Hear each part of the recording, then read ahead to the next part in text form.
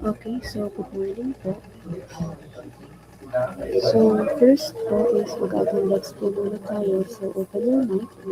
Uh, Say present if you will hear ano po. So please, Mr. Aguado, Present po. Aguila, Present po. Anday,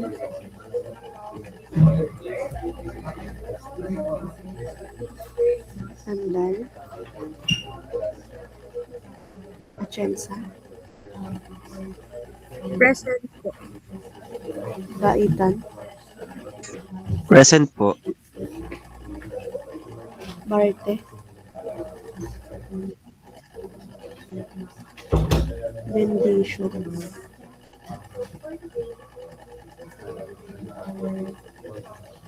Bulaklak, Present po. Kanako, Present po.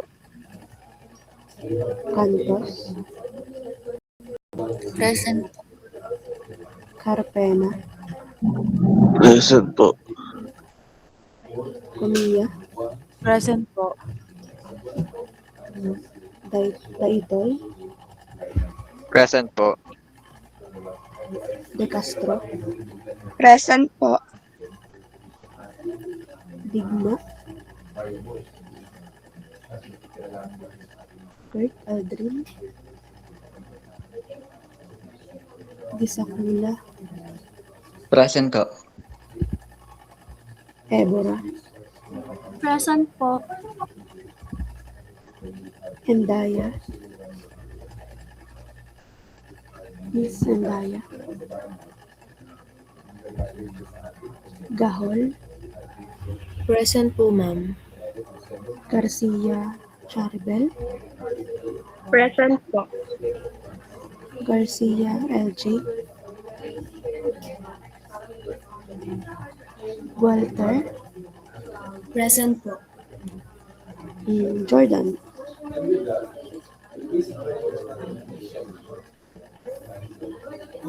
Lagartera, Present po. Laraya, Present po. Latayan, Present po, ma'am. Makatangay, Present po. Malabanan, Present po. Marmol,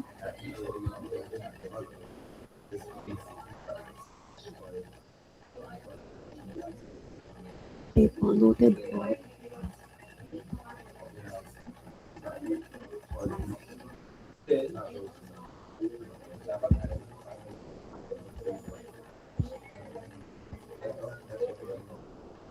Marmol, Marquez, Present po, ma'am. Medel, Present po, ma'am. Mendoza, Present po. Mitra,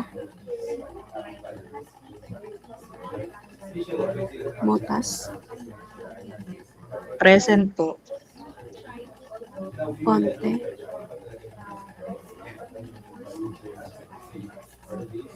Reyes, Salazar, Present po. Sastrillo, Present po. Tolentino, Present po. Tuwangko. Present po. Okay po. So, thank you.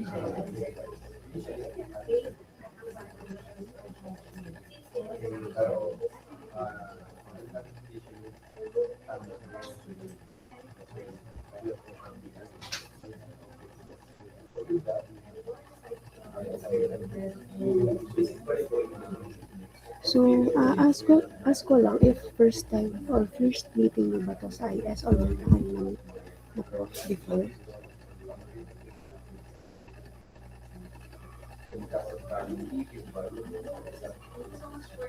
Good morning po. First meeting pa lang po sa IS, pero may shinare po na module po ang Ma'am Lady. Okay po. So, since this is our first meeting, so we will try to finish the first lesson. But before that, I want to introduce myself since first meeting natin, bago pa lang din ako guest lecturer sa IE.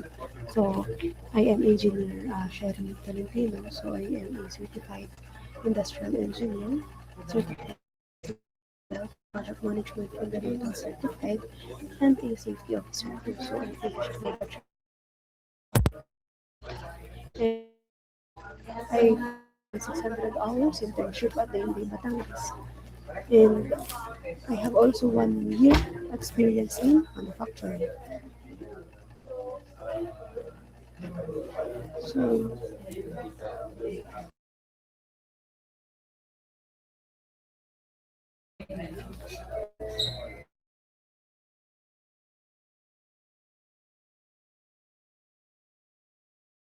PDF.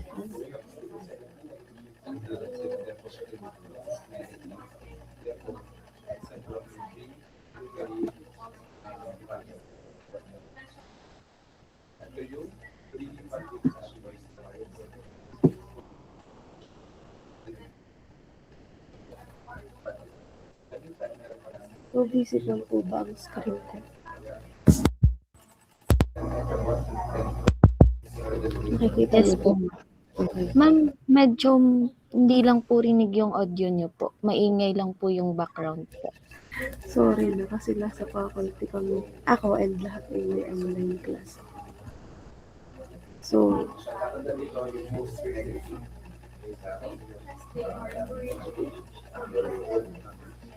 naririnig niyo naman ng ayos.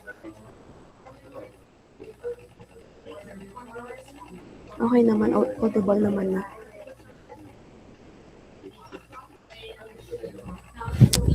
Hello po. Medyo mahina. Sige, I'll try to na lang.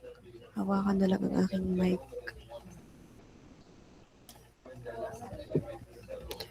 So, good morning po. So, ang atin pong topic for today is the information systems and concepts.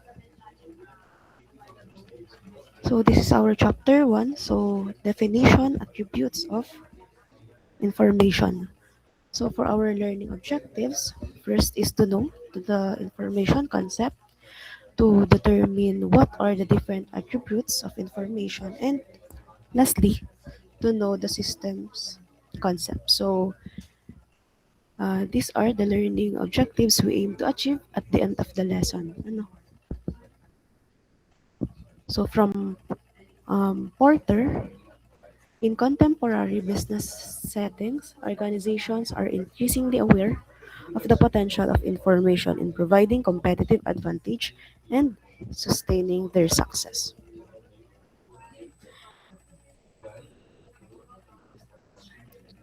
So our first, first we have three concept.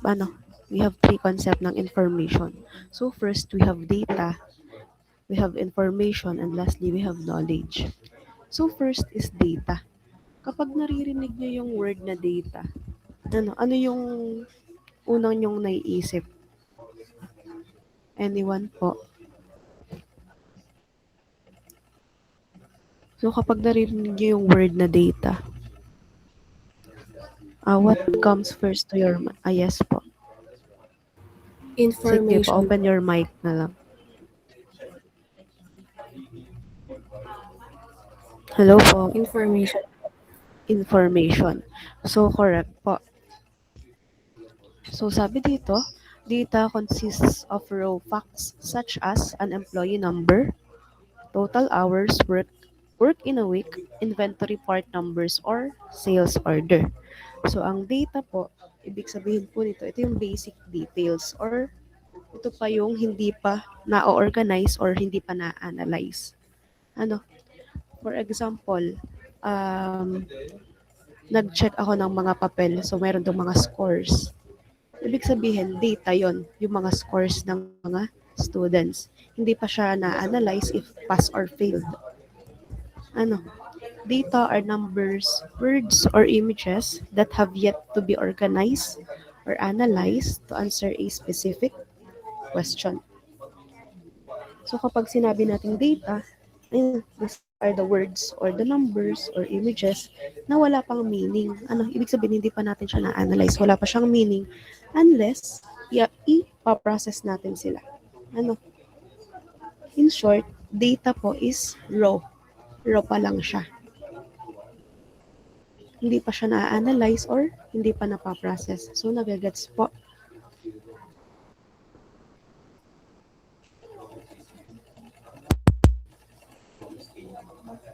Hello po, nagagets po natin? Narinig niyo po ba ako? Yes po, ma'am. And then next is information. So, sabi dito, information is a collection of facts organized in such a way that they have additional value beyond the value of the individual. So, ang information ay ito ang collection ng facts or organized in a way na may added value na siya. Ano, there is a added value na. So for example, ang data ay 100 units sold. So ang information dito, so ang sales niya is nag-increase ng 20%. So for example, 100 ang data, ang ating units na nasold, and ang information dito is nag-increase yung sales. Ano? So information is used throughout the organization to make judgment about efficiency, effectiveness, and responsiveness of service, and in making complex decisions about priorities and the use of resources.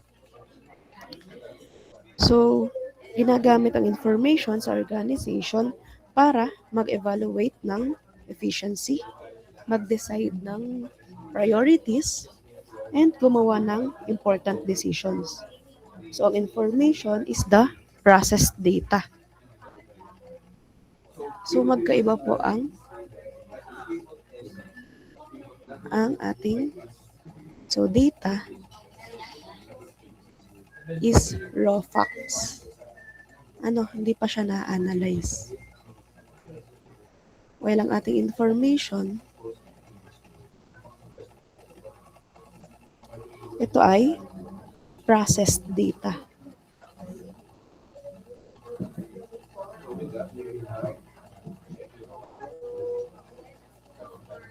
Nagagets po ang pinagkaiba ng ating data at information? Okay po.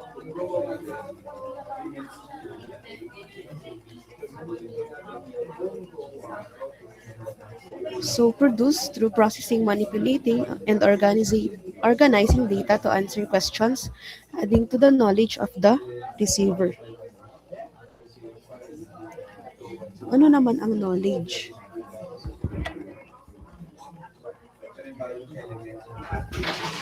So, for example, 85%, it involves interpreting information received, adding relevance and context to clarify the insights. The information contains knowledge is the awareness and understanding of a set of information, and it is also the ways that information can be made useful to support a specific task or reach a decision. So, pag sinabi nating knowledge, ito ay yung mas mataas na level. Ano? Ito ay pag-i-interpret ng information. So, we have data. Ito ay raw facts or raw numbers. Information, ito naman ay ang ating processed data. Ngayon, ang ating namang knowledge ay pag-i-interpret ng information. So, kung ang data ay raw facts, ang information naman ay pag-i-interpret ng data, while ang knowledge naman is pag-interpret ng information. Ano? So, ito din ay pag-add ng context at relevance and pagkakaroon ng understanding. So, halimbawa, bumaba ang sales this month. So, ang information natin is bumaba ang sales. While ang knowledge natin is kaya bumaba ang sales dahil may bagong competitor sa market. So, iisipin natin kung bakit kaya bumaba yung sales. Ano? So, for example, ang ating data nung last week. So, for example, last week, first week, ang ating data ay 50 ang sales. Ngayon namang second week, ang ating data ay 30. So, we have raw facts. Ngayon, kung i-analyze natin siya, bibigyan natin siya ng information, lalagyan natin siya ng interpretation, makikita natin na bumaba. Bumaba yung sales. At ang ating knowledge, bakit kaya bumaba ang sales? Maybe, nagkaroon ng bagong competitor sa market. So, nagagets po ang ating data, information, at knowledge.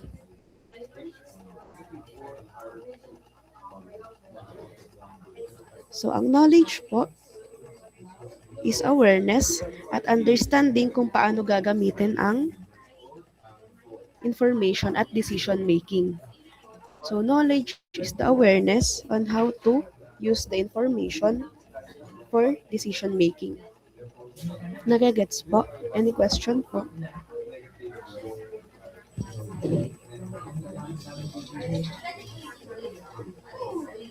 Okay po. So, from Goodman, so he state that the critical success factor for successful management is the strategic use of information, and a positive correlation has been found between management success and effective information needs assessment, gathering, and use.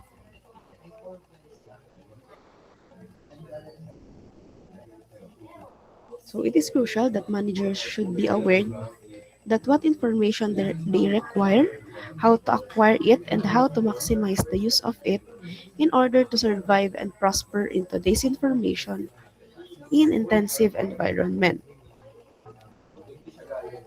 So, ano po ang importance of information sa management?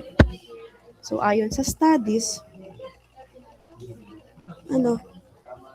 successful management depends on the strategic use of information.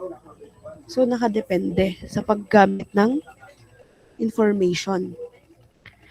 Kaya ang importanteng tanong ng managers sa kanilang mga sarili is, ano ang mga information na kailangan ko?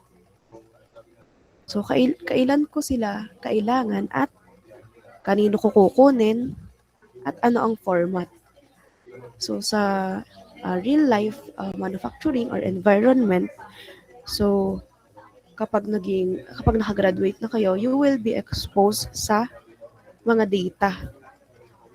Kasi kayo ang mag-analyze, mag-interpret, and mag-report sa mga managers nyo kung ano ang nagiging lagay ng production, kung mapupunta kayo sa manufacturing, kung bumababa ba ang sale, kung tumataas ba, kung alin product ang tumataas, alin product ang bumababa. So we have different types of data kapag dating natin sa real life environment or sa field natin. So moving on to attributes of information.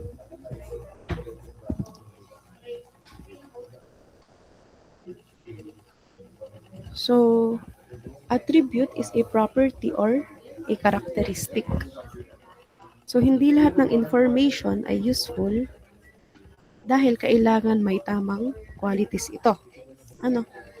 May mga good at may mga bad. So, these are the attributes of information. So first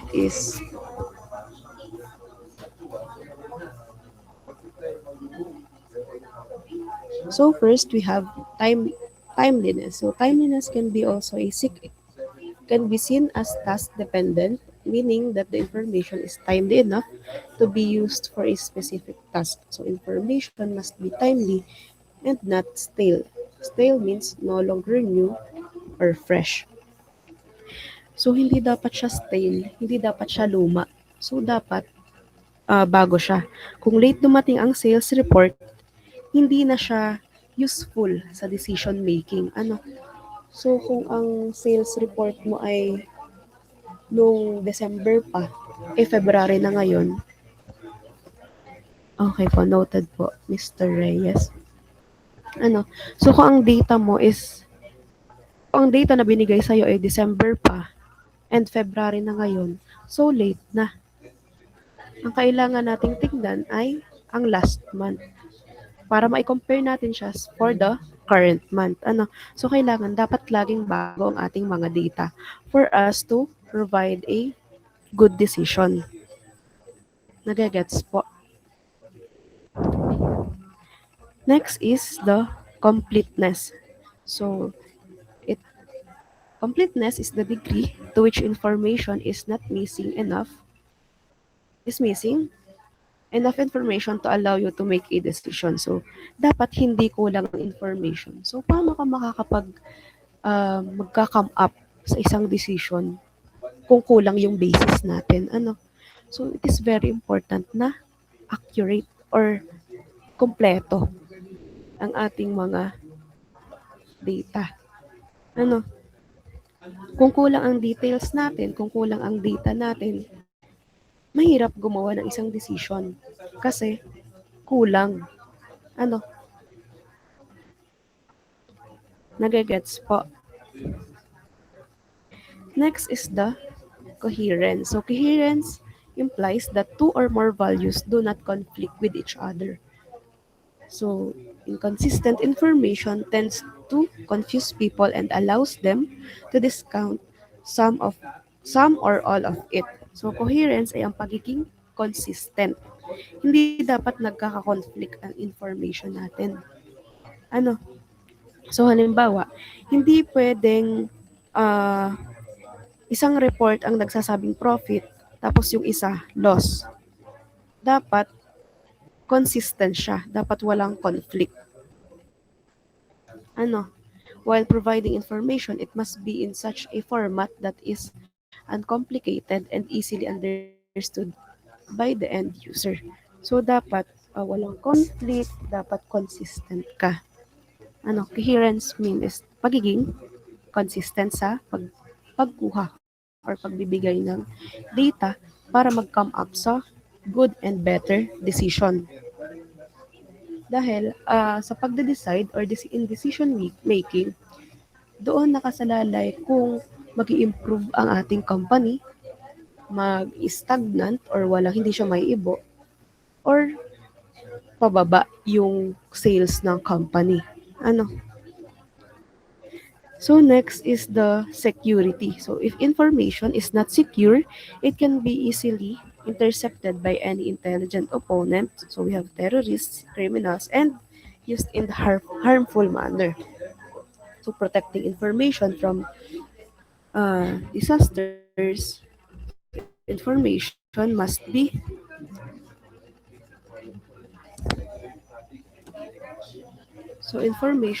accessible.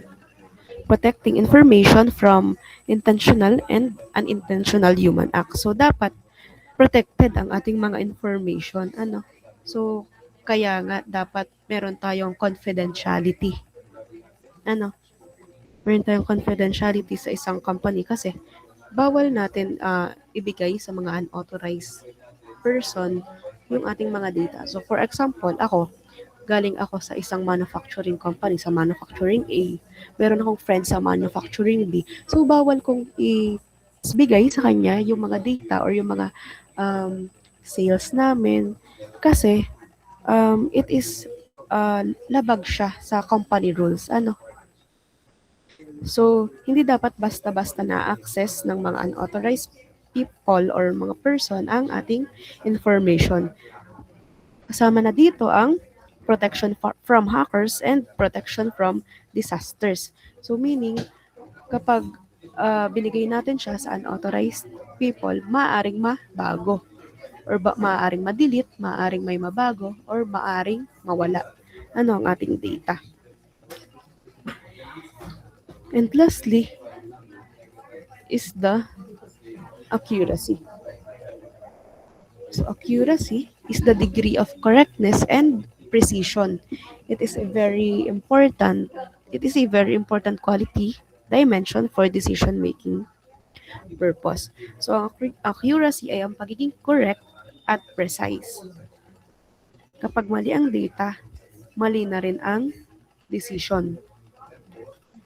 So, for example, kung mali ang financial report, mali ang magiging business strategy.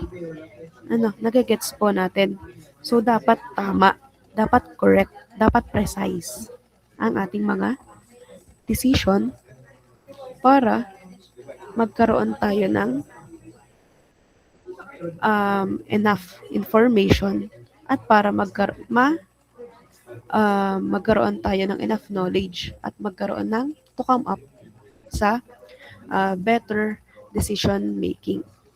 So, nagagets po ang ating 6 attributes of information. Any question po?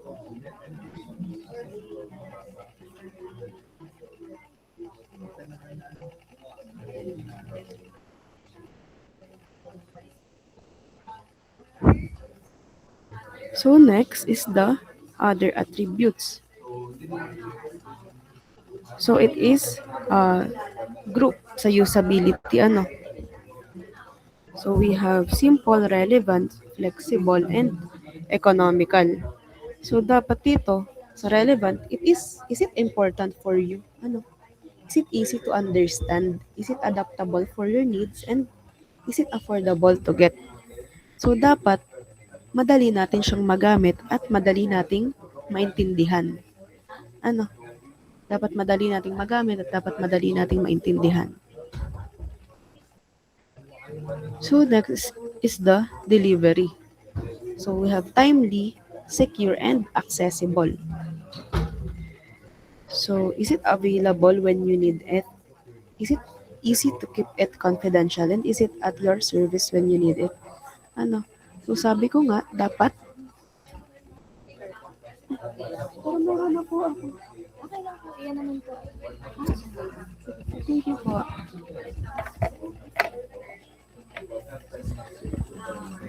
So, going back, katulad ng nabanggit ko, ito ba ay madaling maintindihan at madaling makuha? Is it affordable to get? Is it easy to get? When you need it? Dapat available kapag kailangan mo na. Hindi yung kailangan mo na siya ngayon, pero maiibigay sa'yo yung data kapag makalipas ang isang linggo. So, hindi na siya fresh. So, katulad na nabanggit kanina, ang data ay dapat hindi stale or hindi luma. Dapat palaging fresh. Dapat palaging bago. Para magkaroon tayo ng makapag-come up tayo ng current decision making. So next is the quality. So in quality, we have accurate, verifiable, complete, and reliable. So it is true or correct even in small details. So dapat accurate siya. Dapat kahit 0.05 lang siya. Kahit 0.05 lang siya. Dapat naka-indicate siya. Kasi I believe that little things are the ones that matter. Maaaring yung 0.05 na yon ang makapagpalugi sa ating company. Or maaaring yung 0.05 na yon na dapat included siya sa data ay siya yung magpapaboost ng ating sales dahil magka-come up tayo sa good decision. So next is verifiable. Is it proven, sustainable, and supportable? Is it clear and enough for decision makers? And lastly, is it generated and processed by verifiable sources? So dapat galing siya sa trusted sources natin. Hindi basta makita mo lang na bumaba yung graph, hindi i-interpret mo na siya na, ay, ito bumaba to, siguro 30 lang to. Siguro 30% to. So, no, dapat meron kang accurate data. Dapat trusted yung pinagkuhanan mo. Dapat reliable. Nagagets po. So, meron po ba kayong question? Wala naman po, ma'am. Okay po. So, next is systems concept. Ano naman ang system? So, dito, we have the attributes of information, quality, delivery, and usability. Nagagets po, meron po tayong data, information, at knowledge. And moving on sa ating concept,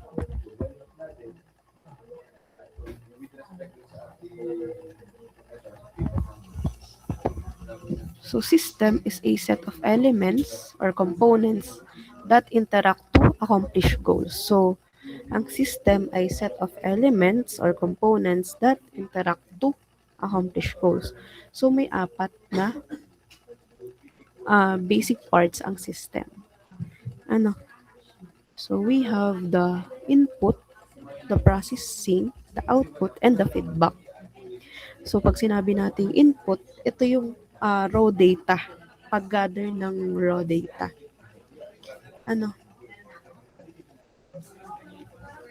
So, pag sinabi nating input, ito ay mga gathering of raw data pa lamang. And processing, kino-convert na natin siya or kino-convert na natin ang data through calculations, comparisons, or storing. We will now convert this data. For example is calculation. And then lastly is the third is the output. So store and disseminate. So output, ito na yung useful information, reports, documents, and results. So after natin makalculate yung raw data, ang ating output ay ang ating results. Ito na yung result ng ating calculation from raw data. And lastly is the feedback. So provide a corrective action. So feedback, ito yung may corrections, merong adjustments para ma-improve ang ating system. Kaya palagi kailangan natin humingi ng feedback for the continuous improvement. Nagagets po natin. Nagagets po ang process ng ating system. Yes po, ma'am. Okay po.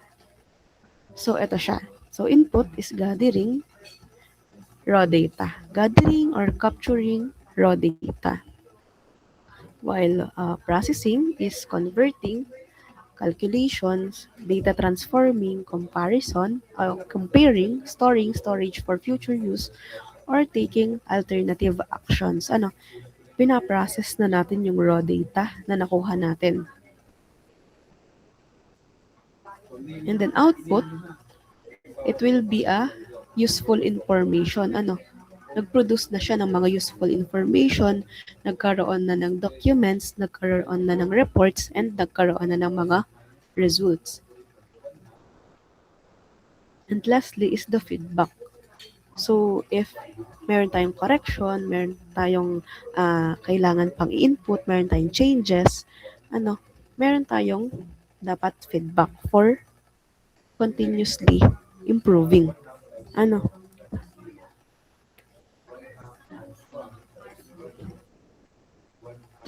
So, for information system, we have the concept of systems and the concept of information. So, any question? So, ating information system, ito ay combination ng data. Sa ating information system, so ito ay combination ng data, ng ating information,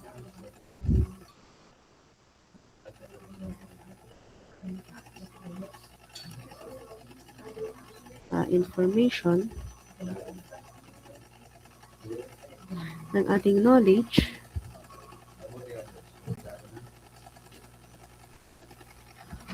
also the people, yung mga people na kumukuha ng data, na nagde-decision making, na nagpa-process to calculate para magkaroon ng results. So we have also technology. And the process. So, information system is the combination of data, information, knowledge, people, technology, and process. So, ginagamit ito para mag-produce ng useful information for decision making. So, to produce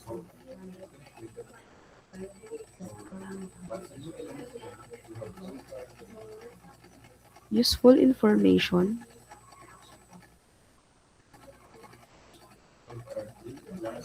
for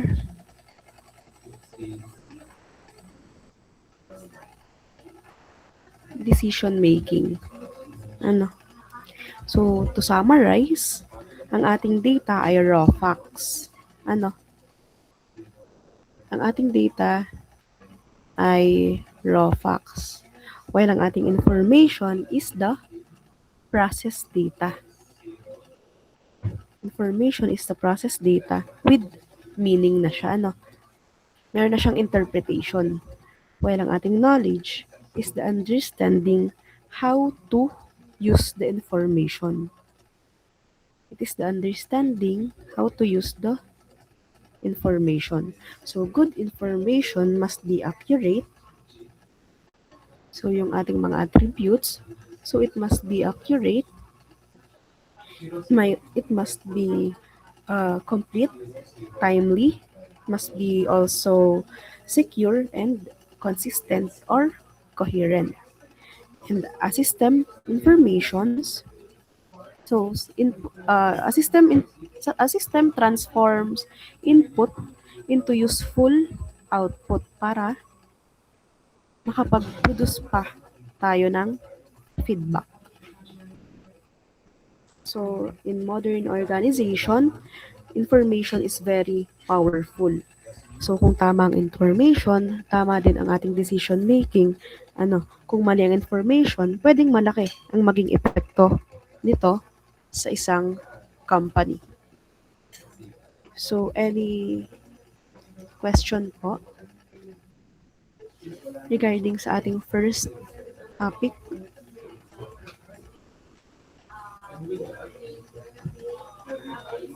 Wala naman po, ma'am. Okay po. Thank you po for answering.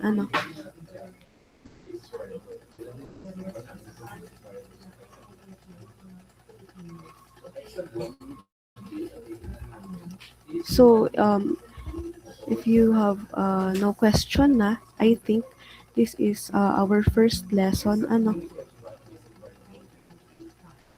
So, natapos naman natin ang isang lesson. So, if you have no question, so that would be all for today. So, thank you for attending our meeting, and I'll see you on Tuesday. So, start tayo ng lesson 2 sa Tuesday. Po? So, any question pa po?